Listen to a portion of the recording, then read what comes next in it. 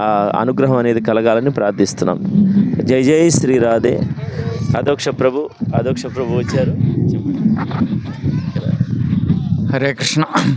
ఇది ఈ గోదావరి తీరము చాలా పవిత్రమైన క్షేత్రము. ఎన్నో ఆలయాలు, స్థల పురాణాలతో కూడిన దేవాలయాలు కూడా ఉన్నాయి.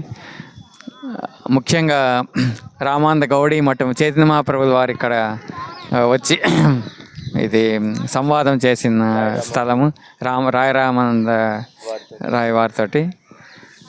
అట్లనే ఇక్కడ భక్తిదాన్ సరస్వతి మహారాజు ఇక్కడ గౌడీ మఠాన్ని 1930లో ఇక్కడ స్థాపించారు. కాబట్టి ఇది చైతన్య మహాప్రభు, భక్తిదాన్ సరస్వతి మహారాజు కూడా వచ్చారు అంటే ఇక్కడికి ఇది ఎంత పవిత్రమైనదో, ఎంత విశిష్టమైన స్థలం అనేది మనం గ్రహించవచ్చు.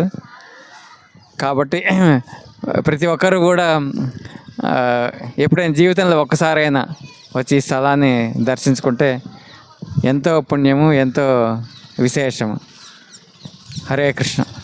హరే కృష్ణ. గోదావరి, అఖండ గోదావరి ఇక్కడ 7 పాయలుగా, ఇంకా పైన ముందుకు పోతే 7 పాయలుగా చీలుతుంది.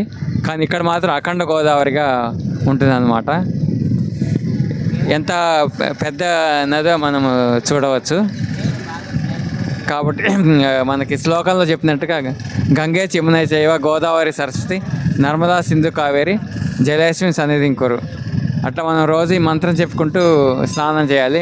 మనల్ని పవిత్రం చేసుకోవాలన్నా, ప్రోక్షణ చేసుకోవాలన్నా కూడా. అట్లాంటిది ఇక్కడ డైరెక్ట్గా ప్రత్యక్షంగా గోదావరి జలాన్ని చల్లుకోవటం జరిగింది ఇక్కడికి వచ్చినప్పుడు.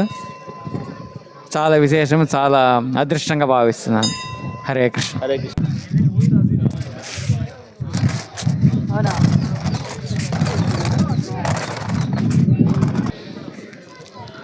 హరే కృష్ణ హరే కృష్ణ కృష్ణ కృష్ణ హరే హరే, హరే రామ రామ రామ హరే హరే. శ్రీ మధురానాథ్ దాస్ బాబాజీ మహారాజ్ కీ జై. శ్రీల భక్తి సిద్ధాంత సరస్వతి ఠాగూర్ గోస్వామి మహారాజ్ కీ జై. శ్రీ చైతన్య మహాప్రభు కీ జై. శ్రీ గోష్పాద క్షేత్రం కీ జై. శ్రీ రామానంద గౌడీ మఠ్ కీ జై.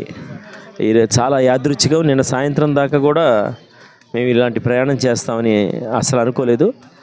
నిన్న ఆంజనేయ స్వామి వారి యొక్క జన్మ నక్షత్రం పూర్వభాద్ర, అభిషేకం, అలంకరణ, పూజ అవన్నీ సమాప్తమై ప్రసాదాలు పంచి సాయంత్రానికల్లా అనుకోని విధంగా ప్రయాణం. భగవత్ సంకల్పం, గురువు యొక్క అనుగ్రహం ఇలాంటివే అనిపిస్తుంది.